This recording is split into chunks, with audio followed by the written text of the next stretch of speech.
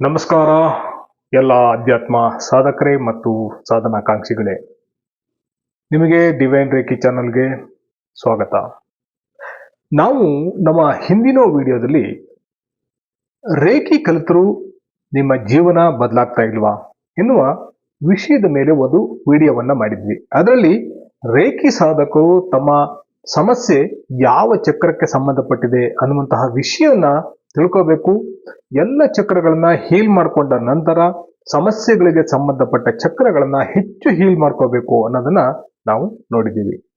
ನೀವು ಆ ವಿಡಿಯೋವನ್ನ ನೋಡಿಲ್ವಾದ್ರೆ ಕೊಟ್ಟಿರುವ ಲಿಂಕ್ ಉಪಯೋಗಿಸ್ಕೊಂಡು ಆ ವಿಡಿಯೋವನ್ನ ಒಂದ್ಸರಿ ನೋಡ್ಕೊಂಬನ್ನಿ. ಇಂದು ನಾವು ನೋಡ್ತಾ ಇರುವಂತಹ ವಿಷಯ ಚಕ್ರಗಳ ಬಗ್ಗೆ ಇವತ್ತು ಸ್ವಲ್ಪ ಮಾತಾಡೋಣ. ಆದ್ರೆ ಎಷ್ಟೋ ಜನರಿಗೆ ಚಕ್ರಗಳು ಅಂದ್ರೆ ಏನೇ, ಅವುಗಳು ಎಲ್ಲಿರುತ್ತೆ, ಹೇಗೆ ಕೆಲಸ ಮಾಡುತ್ತೆ, ಅವು ಸಬಲವಾಗಿದ್ದಾಗ ಹೇಗೆ ಕೆಲಸ ಮಾಡುತ್ತೆ, ದುರ್ಬಲವಾಗಿದ್ದಾಗ ಏನೇನು ಸಮಸ್ಯೆಗಳನ್ನ ಅನುಭವಿಸಬೇಕಾಗತ್ತೆ ಅನ್ನೋದು ಗೊತ್ತೇ ಇಲ್ಲ. ಗೊತ್ತಿದ್ದವರಿಗೂ ಏನೋ ಅಲ್ಪ ಸ್ವಲ್ಪ ಗೊತ್ತಿದ್ದು ಸ್ವಲ್ಪ ಗೊಂದಲವನ್ನೇ ಹೊಂದಿರ್ತಾರೆ. ಆದ್ದರಿಂದ ಈ ವಿಡಿಯೋದಲ್ಲಿ ಸ್ಥೂಲವಾಗಿ ಚಕ್ರಗಳ ಬಗ್ಗೆ ಮಾಹಿತಿ ಜೊತೆಗೆ ಯಾವ ಚಕ್ರಗಳ ದುರ್ಬಲತೆಯಿಂದ ಯಾವ ಸಮಸ್ಯೆಗಳು ಬರುತ್ತೆ ಅನ್ನೋದನ್ನ ನೋಡೋಣ. ಈ ವಿವರಗಳು ಇಷ್ಟು ಸರಳವಾಗಿ ನಿಮಗೆ ಎಲ್ಲಿಯೂ ಸಿಗೋದಿಲ್ಲವಾದ್ರಿಂದ ವಿಡಿಯೋವನ್ನ ಸ್ಕಿಪ್ ಮಾಡಕ್ ಹೋಗಬೇಡಿ, ಸಂಪೂರ್ಣವಾಗಿ ನೋಡಿ. ಹಾಗಾದಾಗ ನೀವು ಯಾವುದೇ ವಿಷಯಗಳನ್ನ ಮಿಸ್ ಮಾಡ್ಕೊಳ್ಳೋದಿಲ್ಲ. ಈಗಾಗಲೇ ನಮ್ಮ ಚಾನಲ್ನಲ್ಲಿ ಬಹುತೇಕ ಎಲ್ಲ ಚಕ್ರಗಳ ಬಗ್ಗೆ ಸಂಪೂರ್ಣ ಮಾಹಿತಿಯನ್ನ ಕೊಟ್ಬಿಟ್ಟಿದ್ದೀವಿ. ಆದ್ರೂ ಇನ್ನೊಮ್ಮೆ ಹೇಳಬೇಕಂದ್ರೆ, ಮೊದಲನೇದಾಗಿ ಚಕ್ರಗಳು ಅಂದ್ರೆ ಏನು ಅನ್ನೋದನ್ನ ಅರ್ಥ ಮಾಡ್ಕೊಳ್ಳೋಣ. ನಾವು ಕೇವಲ ದೇಹ ಮಾತ್ರವಲ್ಲದೆ ನಮಗೆ ಇನ್ನೂ 4 ದೇಹಗಳು ಈ ದೇಹಕ್ಕೆ ಹೊಂದಿಕೊಂಡಿರೋದನ್ನ ನಾವು ತಿಳ್ಕೋಬೇಕು. ಒಟ್ಟಾಗಿ ಇವುಗಳನ್ನ ನಾವು ಪಂಚಕೋಶಗಳು ಅಂತ ಕರಿತೀವಿ. ಅವುಗಳೇ ಅನ್ನಮಯ ಕೋಶ ಅಂದ್ರೆ ಈ ನಮ್ಮ ಸ್ಥೂಲವಾದಂತಹ ನಮ್ಮ ಬಾಡಿ, ಪ್ರಾಣಮಯ ಕೋಶ ಅಂದ್ರೆ ಅದೊಂದು ಎನರ್ಜಿ ಬಾಡಿ, ನಮ್ಮ ಮನೋಮಯ ಕೋಶ ಅಂದ್ರೆ ನಮ್ಮ ಮೆಂಟಲ್ ಬಾಡಿ ಅಂತ ಕರಿತೀವಿ. ಇನ್ನು ವಿಜ್ಞಾನಮಯ ಕೋಶ ಅಂದ್ರೆ ಇಂಟೆಲೆಕ್ಚುಯಲ್ ಬಾಡಿ, ಹಾಗೂ ಆನಂದಮಯ ಕೋಶ ಅಂದ್ರೆ ನಮ್ಮ ಬ್ಲಿಸ್ ಬಾಡಿ ಅನ್ನುವಂಥ 5 ಕೋಶಗಳಿಂದ ನಮ್ಮ ಅಸ್ತಿತ್ವ ಉಂಟಾಗಿದೆ. ಅದರಲ್ಲಿ ಅನ್ನಮಯ ಕೋಶ ನಮಗೆ ಗೊತ್ತು, ಅದು ಈ ಸ್ಥೂಲ ಶರೀರ, ಅದಕ್ಕೆ ಅಂಟಿಕೊಂಡೇ ಇರೋದು ಪ್ರಾಣಮಯ ಕೋಶ. ಈ ಪ್ರಾಣಮಯ ಕೋಶ ಒಂದು ಎನರ್ಜಿ ಬಾಡಿ ಅಂತ ಅವಾಗಲೇ ಹೇಳಿದ್ವಿ. ಈ ಪ್ರಾಣಮಯ ಕೋಶದಲ್ಲಿ ಯೋಗಶಾಸ್ತ್ರದ ಪ್ರಕಾರ 72,000 ನಾಡಿಗಳಿರ್ತವೆ. ಇಲ್ಲಿ ಪಂಚಪ್ರಾಣಗಳಾದಂತಹ ಪ್ರಾಣ, ವ್ಯಾನ, ಉದಾನ, ಸಮಾನ, ಅಪಾನ ವಾಯುಗಳು ಹರಿತಾ ಇರುತ್ತೆ.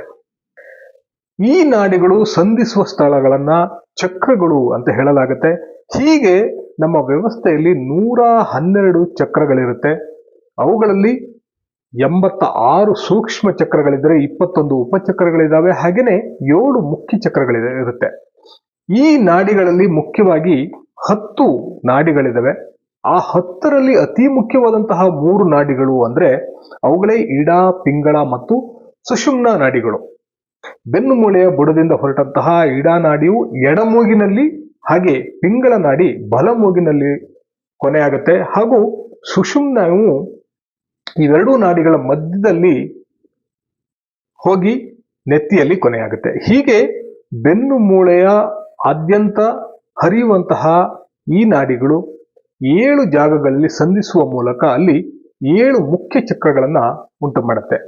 ಇವು ನಮ್ಮ ದೇಹದ ಎನರ್ಜಿ ಸೆಂಟರ್ ಅಂದ್ರೆ ಪ್ರಮುಖವಾದಂತಹ ಶಕ್ತಿ ಕೇಂದ್ರಗಳು ಅಂತ ನಾವು ಕರಿತೀವಿ. ನಮ್ಮ ಜೀವ ವ್ಯವಸ್ಥೆಯಲ್ಲಿ ಆ 7 ಚಕ್ರಗಳು ಅತ್ಯಂತ ಪ್ರಮುಖವಾದಂತಹ ಪ್ರಭಾವವನ್ನ ನಿರ್ವಹಿಸುತ್ತೆ. ಆ ಚಕ್ರಗಳು ಸದೃಢವಾಗಿದ್ರೆ ಒಬ್ಬ ವ್ಯಕ್ತಿ ಜೀವನದ ಎಲ್ಲ ವಿಷಯದಲ್ಲೂ ಸಮತೋಲನದಿಂದ ಸುಗಮವಾಗಿ ಸುಖವಾಗಿ ಇರ್ತಾನೆ. ಹಾಗಾದ್ರೆ ಆ 7 ಚಕ್ರಗಳು ಯಾವುವು ಅಂತ ನೋಡಿದ್ರೆ ಅವುಗಳೇ ಮೂಲಾಧಾರ, ಸ್ವಾಧಿಷ್ಠಾನ, ಮಣಿಪುರ, ಅನಾಹತ, ವಿಶುದ್ಧಿ, ಆಜ್ಞಾ ಮತ್ತು ಸಹಸ್ರಾರ ಚಕ್ರಗಳು. ಈ ಎಲ್ಲ ವಿವರಗಳನ್ನ ಈಗಾಗಲೇ ನಾವು ನಮ್ಮ ಚಾನಲ್ ಮೂಲಕ ತಿಳ್ಕೊಂಡಿದ್ದೀವಿ. ಆಗ್ಲೇನೆ ನಾವೀಗ ಒಂದೊಂದಾಗಿ ಸಮಸ್ಯೆಗಳಿಗೆ ಯಾವ ಯಾವ ಚಕ್ರಗಳ ದುರ್ಬಲತೆ ಕಾರಣ ಅನ್ನೋದನ್ನ ನೋಡೋಣ. ಮೊದಲನೇದಾಗಿ ಮೂಲಾಧಾರ ಚಕ್ರ. ಸ್ಥೂಲವಾಗಿ ಈ ಚಕ್ರದ ಬಗ್ಗೆ ಹೇಳ್ಬೇಕಂದ್ರೆ ಮೂಲಾಧಾರ ಚಕ್ರವನ್ನ ರೂಟ್ ಚಕ್ರ ಅಂತ ಕರೆಯಲಾಗುತ್ತೆ. ಈ ಚಕ್ರವು ನಮ್ಮ ಬೆನ್ನು ಮೂಳೆಯ ತುದಿಯಲ್ಲಿ ಅಂದ್ರೆ ಜನನಾಂಗಗಳ ಕೆಳಗಿರುತ್ತದೆ, ಗುದದ್ವಾರದ ಮೇಲೆ ಸ್ಥಿತವಾಗಿರುತ್ತೆ. ಇದು 4 ದಳಗಳನ್ನು ಹೊಂದಿದೆ. ಅದರ ಮಧ್ಯ ಚೌಕಾಕಾರ ಇದ್ದು ಆ ಚೌಕದ ಒಳಗೆ ತ್ರಿಕೋನಗಳಿರುತ್ತೆ. ಇದು ಕೆಂಪು ಬಣ್ಣದಲ್ಲಿರುವಂತಹ ಚಕ್ರ ಆಗಿದೆ. ಈ ಚಕ್ರ ಭೂತತ್ವಕ್ಕೆ ಸಂಬಂಧಿಸಿದ ಚಕ್ರವಾಗಿದೆ. ಇದರ ಬೀಜ ಮಂತ್ರ ಲಂ ಅಂತ ಆಗಿದೆ. ಇದರ ಆಡಳಿತ ಗ್ರಹ ಮಂಗಳ ಹಾಗೂ ಈ ಕುಂಡಲಿನಿ ಶಕ್ತಿ ಇಲ್ಲಿ 3.5 ಸುತ್ತು ಹಾಕಿರುವಂತಹ ಸರ್ಪದ ರೂಪದಲ್ಲಿ ಇರುತ್ತೆ ಅನ್ನುವಂತಹ ವಿಷಯಗಳನ್ನೆಲ್ಲ ನಾವು ಈಗಾಗಲೇ ನಮ್ಮ ಹಳೆಯ ವಿಡಿಯೋಗಳಲ್ಲಿ ತಿಳ್ಕೊಂಡಿದ್ದೀವಿ. ಮೂಲಾಧಾರ ಚಕ್ರ ಏನ್ ಮಾಡುತ್ತೆ ಅಂದ್ರೆ ನಮಗೆ ಮೂಲಭೂತವಾದಂತಹ ಸುರಕ್ಷತೆ, ದೃಢತೆ, ನಮ್ಮ ಮೇಲೆ ನಮಗೆ ಒಂದು ನಂಬಿಕೆ ಮತ್ತು ಬೇರೆಯವ್ರ ಮೇಲೆ ಕೂಡ ಒಂದು ನಂಬಿಕೆಯನ್ನ ಉಂಟು ಮಾಡುವಂತಹ ಚಕ್ರ. ನಮ್ಮನ್ನ ಮತ್ತೆ ಇತರರನ್ನ ನೋಡ್ಕೊಳ್ಳುವಂತಹ ಸಾಮರ್ಥ್ಯವನ್ನ ಕೊಡುವಂತಹ ಚಕ್ರ. ದೈಹಿಕವಾದಂತಹ ಕ್ಷಮತೆ, ದೈಹಿಕ ಆರೋಗ್ಯ ಇವುಗಳನ್ನ ನೀಡೋದಕ್ಕೆ ಮೂಲಾಧಾರ ಚಕ್ರ ಸಮತೋಲನವಾಗಿದ್ದಾಗ ನಮಗೆ ಸಹಾಯ ಮಾಡುತ್ತೆ. ಯಾರಿಗಾದ್ರೂ ಪದೇ ಪದೇ ಜ್ವರ ಬರ್ತಿದ್ರೆ, ಮೂಳೆಗಳು ದುರ್ಬಲತೆ ಉಂಟಾಗಿದ್ರೆ, ಅಥವಾ ಮೂಳೆಗಳ ಸಮಸ್ಯೆಗಳು ಬೇರೆ ರೀತಿಯಾದಂತಹ ಸಮಸ್ಯೆಗಳು ಉಂಟಾಗಿದ್ರೆ, ಕಾಲುಗಳ ಸಮಸ್ಯೆ ಯಾರಿಗಿರುತ್ತೆ ಅಂದ್ರೆ ಮೊಳಕಾಲು ನೋವು, ಕಾಲು ಭಾರ ಆಗೋದು, ಸೊಂಟ ನೋವು ಬರೋದು, ಇಂಥವು ಕೂಡ ಮೂಲಾಧಾರ ಚಕ್ರದ ದುರ್ಬಲತೆಯಿಂದ ಉಂಟಾಗುತ್ತೆ. ತುಂಬಾ ಜನರಿಗೆ ಮಲಬದ್ಧತೆ ಆಗ್ತಿರುತ್ತೆ, ಪೈಲ್ಸ್ ಬರುತ್ತೆ, ಪಿಸ್ತುಲಾ, ಫಿಷರ್, ರಕ್ತಕ್ಕೆ ಸಂಬಂಧಿಸಿದ ಸಮಸ್ಯೆಗಳು, ರಕ್ತದೊತ್ತಡ, ಯಾವಾಗ್ಲೂ ಸುಸ್ತಾಗ್ತಾ ಇರೋದು, ಅಂದ್ರೆ ಒಂಥರ ದಣಿವು, ಹೀಗೆಲ್ಲ ಆಗ್ತಿದ್ರೆ ಅವರು ಮೂಲಾಧಾರ ಚಕ್ರ ಖಂಡಿತ ದುರ್ಬಲ ಆಗಿರುತ್ತೆ ಅಂತ ನಾವು ತಿಳ್ಕೊಬಹುದು. ಇಂಥವರಿಗೆ ಸದಾ ಮನಸ್ಸಿನಲ್ಲಿ ಒಂದು ಭಯ ಇರುತ್ತೆ, ಭವಿಷ್ಯದ ಬಗ್ಗೆ ಆತಂಕ ಇರುತ್ತೆ, ನಾನು ಈ ಜಗತ್ತಲ್ಲಿ ಸುರಕ್ಷಿತವಾಗಿ ಇಲ್ಲ ಅನ್ನುವಂತಹ ಭಾವನೆ ಇರುತ್ತೆ. ಅವರಿಗೆ ತನ್ನ ಬಗ್ಗೆ ಹಾಗೂ ಬೇರೆಯವರ ಬಗ್ಗೆ ನಂಬಿಕೆ ಇರೋದಿಲ್ಲ, ಯಾರ ಬಗ್ಗೆಯೂ ನಂಬಿಕೆ ಬರೋದಿಲ್ಲ, ಮನಸ್ಸಿನಲ್ಲಿ ಯಾವಾಗಲೂ ಚಿಂತೆ ಇರುತ್ತೆ. ಇವರಿಗೆ ಇನ್ಸೆಕ್ಯೂರಿಟಿ ಫೀಲಿಂಗ್ ಇರುತ್ತೆ, ಅತಿಯಾದಂತಹ ಕೋಪ, ಜೀವನದಲ್ಲಿ ಅತಿಯಾದಂತಹ ನಿರಾಶೆ ಅನುಭವಿಸ್ತಾ ಇರ್ತಾರೆ. ಇದೆಲ್ಲದರ ಜೊತೆಗೆ ಇವರಿಗೆ ಒಂಟಿತನದ ಭಾವನೆ ಕೂಡ ಕಾಡ್ತಾ ಇರುತ್ತೆ. ಇಂತಹವರ ಜೀವನದಲ್ಲಿ ಹಣದ ಸಮಸ್ಯೆ ಅನ್ನೋದು ಸರ್ವೇ ಸಾಮಾನ್ಯ ಆಗಿರುತ್ತೆ. ಮನಿ ಬ್ಲಾಕೇಜ್ ಆಗಿರೋದ್ರಿಂದ ದುಡ್ಡಿನ ಹರಿವು ಕಡಿಮೆ ಆಗಿರುತ್ತೆ.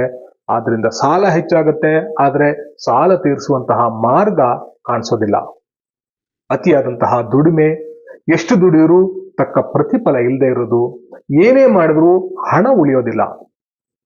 ಬಂದ ಹಣವೆಲ್ಲ ಅನಾವಶ್ಯಕವಾಗಿ ಖರ್ಚಾಗ್ತಾ ಇರುತ್ತೆ. ಬಹಳ ಸಲ ಆರೋಗ್ಯಕ್ಕೆ ಹೆಚ್ಚಿನ ಹಣ ಖರ್ಚು ಮಾಡಬೇಕಾಗತ್ತೆ. ಇಂತಹವರಿಗೆ ಉದ್ಯೋಗದಲ್ಲೂ ಸಂಕಷ್ಟಗಳು ಎದುರಾಗುತ್ತೆ. ಸ್ಥಿರವಾದಂತಹ ಉದ್ಯೋಗ ಇರೋದಿಲ್ಲ, ಪದೇ ಪದೇ ಉದ್ಯೋಗದ ಬದಲಾವಣೆ ಮಾಡಬೇಕಾಗತ್ತೆ. ಯಾವಾಗಲೂ ಉದ್ಯೋಗ ಕಳೆದುಕೊಳ್ಳುವಂತಹ ಭೀತಿ ಇರುತ್ತೆ. ಸ್ಥಿರವಾದ ಕೆಲಸ ಮಾಡ್ತಿರೋರಿಗೆ ಅದ್ರ ಬಗ್ಗೆ ಸಮಾಧಾನ ಇರೋದಿಲ್ಲ. ಯಾಕಂದ್ರೆ ಅವರಿಗೆ ಸರಿಯಾದ ಸಮಯಕ್ಕೆ ಒಂದು ಪದೋನ್ನತಿ ಅಂದ್ರೆ ಪ್ರಮೋಷನ್ ಸಿಗಲ್ಲ. ಅದೇ ರೀತಿ ಬಾಸ್ ಅಥವಾ ಮೇಲಿನ ಅಧಿಕಾರಿಯಿಂದ ಕಿರುಕುಳಗಳು ಇದ್ದೇ ಇರುತ್ತೆ.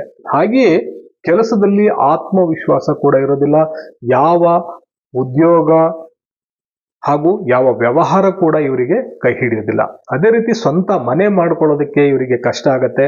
ಮನೆ ಇದ್ರೂ ಆ ಮನೆಯಲ್ಲಿ ನೆಮ್ಮದಿ ಇರೋದಿಲ್ಲ. ಮನೇನ ಆಗಾಗ ಬದಲು ಮಾಡ್ತಾ ಇರ್ಬೇಕಾಗತ್ತೆ. ಕುಟುಂಬದಲ್ಲಿ ನೆಮ್ಮದಿ ಇರೋದಿಲ್ಲ, ಭದ್ರತೆಯ ಭಾವ ಕಡಿಮೆ ಆಗತ್ತೆ. ಯಾರ ಮೂಲಾಧಾರ ಚಕ್ರ ದುರ್ಬಲವಾಗಿರುತ್ತೋ ಅವರಿಗೆ ಸಮಾಜದಲ್ಲಿ ಸ್ಥಾನಮಾನ ಹಾಗೂ ಗೌರವ ಇಲ್ಲ ಅನ್ನುವಂತಹ ಭಾವನೆ ಇರುತ್ತೆ. ಜನರು ಅವ್ರನ್ನ ಸ್ವಲ್ಪ ನಿರ್ಲಕ್ಷ್ಯ ಮಾಡ್ತಿರ್ತಾರೆ. ಹೆಚ್ಚು ಜನರು ಇರೋ ಕಡೆ ಗುಂಪಿನಲ್ಲಿ ಇವರಿಗೆ ಒಡನಾಡೋದಕ್ಕೆ ತುಂಬಾ ಕಷ್ಟ ಆಗ್ತಿರುತ್ತೆ. ಇಂಥವರಿಗೆ ಯಾವ್ದಾದ್ರು ಆಧ್ಯಾತ್ಮಿಕ ಸಾಧನೆಯನ್ನು ಮಾಡೋದಕ್ಕೆ ಹೇಳಿದ್ರೆ ಖಂಡಿತ ಮಾಡೋದಕ್ಕೆ ಸಾಧ್ಯ ಆಗಲ್ಲ. ಇವರಿಗೆ ಧ್ಯಾನ ಮಾಡೋದಕ್ಕೂ ಕಷ್ಟ ಆಗುತ್ತೆ, ರೇಖಿ ಅಭ್ಯಾಸ ಮಾಡೋದಕ್ಕೂ ಕೂಡ ಕಷ್ಟ ಆಗುತ್ತೆ. ರೇಖಿನ ಕಲ್ತಿದ್ದೀನಿ ಆದ್ರೆ ಅಭ್ಯಾಸ ಮಾಡ್ತಾ ಇಲ್ಲ ಅನ್ನೋರು ಮೂಲಾಧಾರ ಚಕ್ರ ಬಹುತೇಕ ತೊಂದರೆಗೆ ಒಳಗಾಗಿರುತ್ತೆ. ನಾನು ಈಗ ಹೇಳಿರುವ ಸಮಸ್ಯೆಗಳಲ್ಲಿ ಎಲ್ಲವೂ ಎಲ್ಲರಲ್ಲಿ ಇರಲೇಬೇಕು ಅಂತ ಏನಿಲ್ಲ. ಕೆಲವರಲ್ಲಿ ಕೆಲವು ಸಮಸ್ಯೆಗಳು ಕಾಣಿಸ್ಕೋಬಹುದು, ಇನ್ನು ಕೆಲವರಲ್ಲಿ ಬಹುತೇಕ ಎಲ್ಲ ಸಮಸ್ಯೆಗಳು ಕಾಣಿಸ್ಕೋಬಹುದು. ಏಕೆ ಹೀಗಾಗತ್ತೆ ಅಂತ ಹೇಳಿದ್ರೆ, ಕೆಲವರಿಗೆ ಮೂಲಾಧಾರ ಚಕ್ರ ಸ್ವಲ್ಪ ಮಟ್ಟಿಗೆ ಮತ್ತು ಇತ್ತೀಚೆಗೆ ಸ್ವಲ್ಪ ದುರ್ಬಲ ಆಗಿರ್ಬೋದು. ಇನ್ನು ಕೆಲವರಿಗೆ ಬಹಳ ಕಾಲದಿಂದ ಮೂಲಾಧಾರ ದುರ್ಬಲ ಆಗಿರುತ್ತೆ. ಹಾಗೇನೆ ಕೆಲವರಿಗೆ ಚಿಕ್ಕ ಮಕ್ಕಳಿಂದ ಏನೋ ಭಯದಲ್ಲಿ ಅವ್ರನ್ನ ತುಂಬಾ ಹಿಂಸೆ ಮಾಡಿ ಅನುಭವಿಸಿ ಬಂದಿರೋರು ಚಿಕ್ಕ ಹುಟ್ಟದಲ್ಲಿಂದನೇ ಅವ್ರ ಮೂಲಾಧಾರ ಚಕ್ರ ದುರ್ಬಲ ಆಗಿರುತ್ತೆ. ಅದೇ ರೀತಿ ಕೆಲವರಿಗೆ ಸ್ವಲ್ಪ ಮಟ್ಟಿಗಿನ ಚಕ್ರ ದುರ್ಬಲತೆ ಇದ್ದರೆ, ಇನ್ನು ಕೆಲವರಿಗೆ ಮೂಲಾಧಾರ ಚಕ್ರ ಸಂಪೂರ್ಣವಾಗಿ ಬ್ಲಾಕ್ ಆಗಿರುವಂತಹ ಸಂದರ್ಭ ಕೂಡ ಇರುತ್ತೆ. ತಿನ್ನಕ್ಕೆ ಅನ್ನನೇ ಸಿಗದೆ ಇರೋರು, ದೀರ್ಘಕಾಲದ ಕಾಯಿಲೆಯಿಂದ ಹಾಸಿಗೆ ಹಿಡಿದವರು, ಮನೆಯೇ ಇಲ್ಲದೆ ಕುಟುಂಬವೇ ಬೀದಿ ಪಾಲಾಗಿ ಬೀದಿನಲ್ಲಿ ಮಲಗ್ತಾ ಇರೋರು, ಹಗಲು ರಾತ್ರಿ ಏನಾಗುತ್ತೋ ಎನ್ನುವಂತಹ ಭಯದಿಂದ ಅಸ್ವಸ್ಥವಾದಂತಹ ಬದುಕನ್ನ ಬದುಕ್ತಾ ಇರೋರು, ಇಂಥವರ ಮೂಲಾಧಾರ ಚಕ್ರ ಸಂಪೂರ್ಣವಾಗಿ ಮುಚ್ಚಿ ಹೋಗಿರುತ್ತೆ. ನನ್ನ ಅನುಭವದಲ್ಲಿ ಹೇಳ್ಬೇಕಂತಂದ್ರೆ ಒಂದು ಸ್ವಲ್ಪವಾದರೂ ಮೂಲಾಧಾರ ಚಕ್ರದ ಅಸಮತೋಲನ ಇಲ್ಲದೆ ಇದ್ದವರು ಬಹಳ ಅಪರೂಪ. ಬಹಳ ಜನರಿಗೆ ಸ್ವಲ್ಪ ಮಟ್ಟಿಗಿನ ದುರ್ಬಲತೆ ಇದ್ದೇ ಇರುತ್ತೆ. ದಿನನಿತ್ಯದ ಒತ್ತಡಗಳಿಂದ ಚಕ್ರಗಳು ಅಸಮತೋಲನ ಆಗ್ತಾನೆ ಇರುತ್ತೆ. ಒಂದು ದಿನ ಚಕ್ರಗಳು ಚೆನ್ನಾಗಿದ್ರೆ ಇನ್ನೊಂದು ದಿನ ದುರ್ಬಲ ಆಗತ್ತೆ. ಕಾರಣ ನಮ್ಮ ಭಾವನೆಗಳಲ್ಲಿ ಆಗುವಂತಹ ಬದಲಾವಣೆಗಳು. ಯಾವುದಾದ್ರೂ ವಿಷಯಕ್ಕೆ ಚಿಂತೆ ಮಾಡಿದರೆ, ದುಃಖ ಪಡ್ತಿದ್ರೆ ಚಕ್ರಗಳು ದುರ್ಬಲ ಆಗತ್ತೆ. ಏನಾದ್ರೂ ಸಾಧಿಸಿದಾಗ, ಸಂತೋಷ ಪಟ್ಟಾಗ, ಹೊಗಳಿಕೆಯನ್ನು ಅನುಭವಿಸಿದಾಗ ಚಕ್ರಗಳು ಆಕ್ಟಿವ್ ಆಗುತ್ತೆ. ಆದ್ರಿಂದ ಇಂಥ ಸಣ್ಣ ಪುಟ್ಟ ಅಸಮತೋಲನಗಳ ಬಗ್ಗೆ ಜಾಸ್ತಿ ತಲೆ ಕೆಡಿಸ್ಕೋಬೇಕಾಗಿಲ್ಲ. ಅವುಗಳನ್ನ ಬಹಳ ಸುಲಭವಾಗಿ ಸಮತೋಲನಗೊಳಿಸ್ಕೋಬಹುದು. ಸ್ವಲ್ಪ ಮಟ್ಟಿಗಿನ ಮಾನಸಿಕ ಸಮತೋಲನವನ್ನ ಸಾಧಿಸಿದ್ರೆ ಚಕ್ರಗಳು ಎಲ್ಲವೂ ಸಮತೋಲನಗೊಳ್ಳುತ್ತೆ. ಆದ್ರೆ ಸಮಸ್ಯೆಗಳು ದೀರ್ಘಕಾಲವಾಗಿದ್ರೆ ಸಹಜವಾದಂತಹ ಸಂತೃಪ್ತ ಹಾಗೂ ಸಂತೋಷಕರ ಜೀವನವನ್ನ ನಿಮಗೆ ನಡೆಸೋದಕ್ಕೆ ಕಷ್ಟ ಆಗ್ತಿದ್ರೆ ಚಕ್ರಗಳನ್ನ ರೇಖಿ, ಧ್ಯಾನ, ಅಫರ್ಮೇಷನ್ ಹಾಗೆ ಬೇರೆ ಬೇರೆ ಒಂದು ವಿಧಾನಗಳ ಮೂಲಕ, ಬೇರೆ ಬೇರೆ ಟೆಕ್ನಿಕ್ಗಳ ಮೂಲಕ ಸ್ವಯಂ ಅಭ್ಯಾಸ ಮಾಡೋದ್ರ ಮೂಲಕ ಅವುಗಳನ್ನ ಸಮತೋಲನಗೊಳಿಸ್ಕೋಬಹುದು. ರೇಖಿಯಿಂದ ಎಲ್ಲ ಚಕ್ರಗಳನ್ನ ಸುಲಭವಾಗಿ ಸಮತೋಲನಗೊಳಿಸ್ಕೋಬಹುದು. ಆದ್ರೆ ಸಮಸ್ಯೆ ಏನಂದ್ರೆ ರೇಖಿಯನ್ನ ಕಲ್ತ್ರು ಮನಸ್ಸಿನ ಗೊಂದಲಗಳಿಂದ, ನಿರಾಶೆಯ ಮನಸ್ಥಿತಿಯಿಂದ ಅದನ್ನ ನಿತ್ಯ ಅಭ್ಯಾಸ ಮಾಡೋದಕ್ಕೆ ಈ ಮೂಲಾಧಾರ ಚಕ್ರ ವೀಕ್ ಆಗಿರೋರು ಕಷ್ಟಪಡ್ತಾರೆ. ಕೆಲವು ದಿನ ಮಾಡಿ ಬಿಟ್ಟು ಬಿಡೋರೇ ಜಾಸ್ತಿ. ಏನೋ ನಮ್ಮ ಹಣೆ ಬರ, ಏನ್ ಮಾಡಿದ್ರು ಇಷ್ಟೇ ಅನ್ನುವಂತಹ ಭಾವನೆ ಕೂಡ ಇವ್ರ ಜೊತೆಗಿರುತ್ತೆ. ಇನ್ನು ಕೆಲವರಿಗೆ ಅತಿಯಾದಂತಹ ಅನುಮಾನ, ಅತಿಯಾದಂತಹ ಫಲಿತಾಂಶದ ನಿರೀಕ್ಷೆ, ಇಷ್ಟೆಲ್ಲ ಮಾಡಿದ್ರು ಆದ್ರೂ ಏನು ಫಲಿತಾಂಶನೇ ಬಂದಿಲ್ಲ ಅಂತ ಹೇಳ್ತಿರ್ತಾರೆ. ಬೀಜ ಬಿತ್ತಿ ಮರುದಿನನೇ ಗಿಡ ಬಂದಿಲ್ಲ ಅಂತ ನೋಡುವಂತಹ ಮನಸ್ಥಿತಿ ಇರುತ್ತೆ. ಇಂಥವರಿಗೆ ರೇಖಿ ಅಂತಲ್ಲ ಯಾವ ಹೀಲಿಂಗ್ ಕೂಡ ಸರಿಯಾಗಿ ವರ್ಕ್ ಆಗಲ್ಲ. ಅಂಥವರು ರೇಖಿಯ ತತ್ವಗಳನ್ನು ಕೂಡ ತಿಳ್ಕೊಳ್ಳೋದು ಇಲ್ಲ, ಅದನ್ನ ಪಾಲಿಸೋದಕ್ಕೂ ಕೂಡ ಕಷ್ಟಪಡ್ತಾರೆ. ಏನ್ ರೇಖಿ ತತ್ವಗಳಂದ್ರೆ, ಈ ದಿನ ಕೋಪ ಮಾಡ್ಕೋಬಾರ್ದು, ಇವತ್ತು ನಾನು ಚಿಂತೆ ಮಾಡಬಾರ್ದು, ಇವತ್ತಿನ ದಿನ ನಾನು ಕೃತಜ್ಞನಾಗಿರ್ಬೇಕು, ಈ ದಿನ ನಾನು ಪ್ರಾಮಾಣಿಕನಾಗಿರ್ಬೇಕು, ಈ ದಿನ ಎಲ್ಲರನ್ನು ನಾನು ಕರುಣೆ, ಪ್ರೀತಿಯಿಂದ ನೋಡ್ಬೇಕು, ಗೌರವದಿಂದ ನೋಡ್ಬೇಕು ಎನ್ನುವಂತ ತತ್ವಗಳನ್ನ ಪಾಲನೆ ಮಾಡೋದಿರ್ಲಿ, ಅದನ್ನ ಸುಮ್ಮನೆ ಹೇಳ್ಕೊಳ್ಳೋದಕ್ಕೂ ಕಷ್ಟಪಡ್ತಾ ಇರ್ತಾರೆ. ಯಾಕಂದ್ರೆ ಮೂಲಾಧಾರದ ಚಕ್ರದ ಅಸಮತೋಲನ ಕೋಪವನ್ನ ಹೆಚ್ಚು ಮಾಡುತ್ತೆ. ಚಿಂತೆಯಿಂದಲೇ ಮೂಲಾಧಾರ ಚಕ್ರ ಅಸಮತೋಲನ ಆಗಿರುತ್ತೆ. ಜಗತ್ತಿನ ಮೇಲೆ ನಂಬಿಕೆ ಇಲ್ಲ ಅಂದಮೇಲೆ ಯಾರಿಗೆ ಕೃತಜ್ಞತೆಯನ್ನು ಹೇಳೋದು? ಪ್ರಾಮಾಣಿಕತೆಗೆ ಬೆಲೆಯೇ ಇಲ್ಲ ಈ ಪ್ರಪಂಚದಲ್ಲಿ ಅನಿಸ್ತಾ ಇರೋದ್ರಿಂದ ಅದನ್ನ ಪ್ರಾಮಾಣಿಕವಾಗಿ ಇವತ್ತು ನಾನು ಕೆಲಸ ಮಾಡ್ತೀನಿ ಅಂತ ಹೇಳ್ಕೊಳ್ಳೋದಕ್ಕೂ ಆಗಲ್ಲ. ತನಗೆ ಇಲ್ಲದ ಗೌರವವನ್ನ ನಾನಾದ್ರೂ ಯಾರಿಗೆ ಕೊಡ್ಲಿ? ನನ್ನ ಮೇಲೆ ಯಾರು ಕರುಣೆ ತೋರ್ಸೋರಿದ್ದಾರೆ, ನಾನು ಯಾಕೆ ಬೇರೆಯವ್ರ ಮೇಲೆ ಕರುಣೆಯನ್ನು ತೋರಿಸ್ಲಿ ಅನ್ನುವಂತಹ ಭಾವನೆಯಿಂದ ಬೇರೆಯವರನ್ನ ಗೌರವಿಸುವುದು ಕೂಡ ಕಷ್ಟ ಆಗತ್ತೆ. ಆದ್ರೆ ಸ್ವಲ್ಪ ಗಮನ ಕೊಟ್ಟು ನನಗೋಸ್ಕರ, ನನ್ನ ನಂಬಿದವರಿಗೋಸ್ಕರ, ನನ್ನ ಸ್ವಂತ ಜೀವನವನ್ನ ಉತ್ತಮಗೊಳಿಸೋದಕ್ಕೋಸ್ಕರ ಅಂತ ಮೊದಲು ಕಷ್ಟ ಆದ್ರೂ ಸಹ ಅಭ್ಯಾಸ ಮಾಡೋದಕ್ಕೆ ಶುರು ಮಾಡಿದ್ರೆ ಕ್ರಮೇಣ ನಿಮ್ಮಲ್ಲಿ ಒಂದು ಸಕಾರಾತ್ಮಕವಾದಂತಹ ಮನಸ್ಥಿತಿ ಬರೋದನ್ನ ಕಾಣಬೇಕು. ಆದ್ರೆ ಯಾರು ಚಕ್ರಗಳು ಸಂಪೂರ್ಣವಾಗಿ ಮುಚ್ಚೋಗಿರುತ್ತೋ ಅವರು ಸ್ವಯಂ ತಾವೇ ಅವುಗಳನ್ನ ಸರಿಪಡಿಸ್ಕೊಳ್ಳೋದಕ್ಕೆ ಸಾಧ್ಯ ಆಗೋದಿಲ್ಲ. ಅವರಿಗೆ ಮೊದಲನೇದಾಗಿ ಯಾವ ವಿಧಾನಗಳನ್ನು ಕೂಡ ಕಲಿಯೋದಕ್ಕೆ ಅಥವಾ ಅಳವಡಿಸ್ಕೊಳ್ಳೋದಕ್ಕೆ ಸಾಧ್ಯ ಆಗೋದಿಲ್ಲ.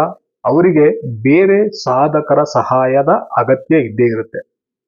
ಇದು ಮೂಲಾಧಾರ ಚಕ್ರದ ವಿಷಯ. ಇದರಲ್ಲಿ ನಿಮಗೆ ಇರುವಂತಹ ಯಾವ ಸಮಸ್ಯೆಗಳು ಮೂಲಾಧಾರ ಚಕ್ರದ ಅಸಮತೋಲನವನ್ನು ತೋರಿಸುತ್ತೆ ಅನ್ನೋದನ್ನ ನಾವು ಇವತ್ತು ನೋಡಿದ್ವಿ. ಈಗ ಹೇಳಿ, ಇವುಗಳಲ್ಲಿ ಯಾವ ಸಮಸ್ಯೆಗಳನ್ನ ನೀವು ಅನುಭವಿಸ್ತಾ ಇದ್ರಿ?